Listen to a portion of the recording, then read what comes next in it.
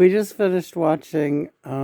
This is the final iconic scene. But John. What are you saying? I'm saying what scene in this movie is not iconic? Yeah, 1977, Saturday Night Fever.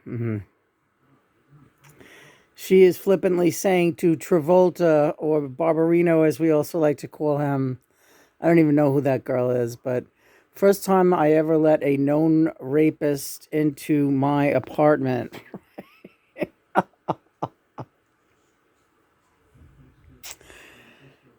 Continually amazed. Yeah.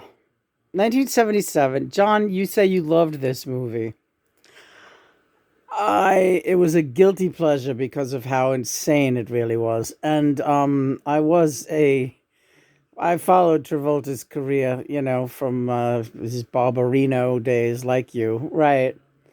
Welcome back, Cotter, correct. And I am continually amazed of how they made light of the subject of uh, woman molestation and mistreatment. Gang rape was made very light of, and the girl was.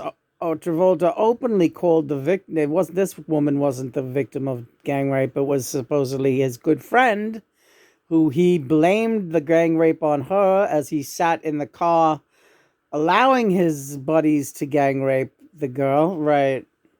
I believe that actress's name is Beverly D'Angelo. Yeah, I think you're right. I think, but I could be wrong. But if she's not, she's that type.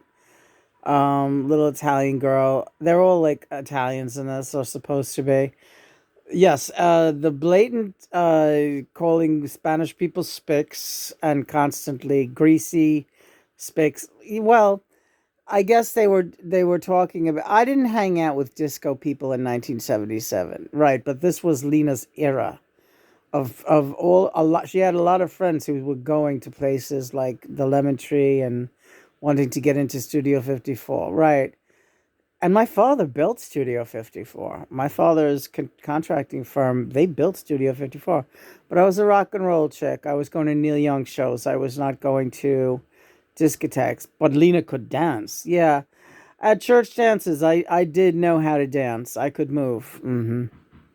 I could dance disco. I could dance to rock. I could dance to anything. And she really could. Yeah, I loved it. This woman kind of looks like a lot of girls look back in the day. She looks more like a rock and roll girl really than a disco girl. But she's annoying. But anyways, so this movie. So what were you gonna say about it, John? Well, as I would watch it back in 1977, home at the time, Sean was a little infant, and I would get, first dibs on a lot of movies. I could watch them at home if I wanted to. And so I can't really remember if this was one of those. But at any rate, at that time, I remember the Bee Gees played a concert in Central Park to promote their music in this film. Right. Lena was at that concert. Yes, I was. I went to Central Park. I stood on those big rocks, those boulders that they have in Central Park, overlooking the main concert stage. There's several concert stages in Central Park in New York City, and John's apartment building was right behind us. Really, yep. And I knew everything that Lena was doing back then. And in fact, someone gave me a shirt that said "Shoot the Bee Gees." They were selling those shirts at a Bee Gees concert, and I lost mine that day. I was drinking and whatever, but anyway, so you were thinking what? I was thinking, God help Lena, that she is growing up in this era where women are really, really being treated so with so much blatant disregard, and where there is so much racial strife, and and people being taught to call each other things like spics and niggers, and Lena, uh you have really been very hard on yourself for being around that type of situation and falling prey to those kind of stereotypes. And I just really want to tell you that if this movie is so highly revered, you have to really, I'm not saying take it with a grain of salt, but stop beating yourself up for you weren't like these people. No, but I feel that it took me too long in my and to blatantly speak out against it because there's a lot of pressure. There's a lot of pressure in in in in the youth culture and in the racism culture, and you were raised in a hotbed of racism and really, really negative vibrations. The neighborhood you grew up with in was so ultra white and so bigoted, and that was your neighborhood, and those were the people you hung around with. But you didn't have any other choice. There was no other until you branched out later in your musical life and in your work life and were exposed to the outside world outside of Queens, this little town in Queens where you lived. Same difference. These guys are Brooklyn. Same difference. It was might as well be the same neighborhood, really. Yeah, the filming. It almost looks exactly. There are neighborhoods that could be definitely like just like Queens. Yeah, and not only that, but your family, your parents were the most heinous. They were so bigoted. Yeah, and they spoke about it in the home. Everybody, with your father, everybody was a nigger. Everybody was a spick.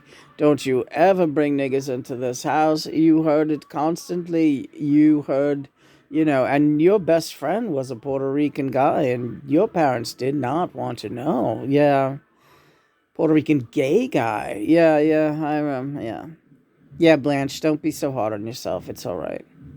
We hated white people too. Did you? Well, a lot of them, yeah. White people are very hard to handle, very hard to take. Yeah, that's true. Oh, my ear is buzzing. Hi, everybody. Yeah, you're doing great. Hi, Mom. Yeah. Mother and Father God, any messages for me tonight? Just that you have served karma for the things that those things. We won't go into it, but and this is for the public out there. Lena never did anything to hurt anybody of any race or color, but her thoughts, her early thoughts, were enough to give her a lot of anxiety and think of herself as a bad person. And she has been forgiven for that, for anything that she may have thought or prior to her awakening and her enlightenment that began when she was a very young woman, really. You've always been ahead of your time. Don't worry about it. It was a very challenging background that you were raised in, and Mom, you sound different tonight. Yes, you had a phenomenal. You're up on another level of ascension. You know. Did it start with the almost fire that we spoke about from the other day? The fire in the house? Yes. It blasted another level open for you. And also everything else that has been happening these past several days. Let's not forget that you turned 64 on Sunday.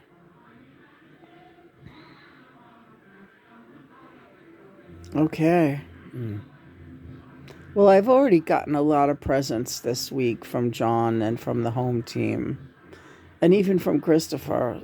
So I don't want any. As long as we remain stable, I'll be so happy. But whatever is God's will is God's will. But I'm very happy, and I don't want or need anything else. My birthday, let's just have a party. All right.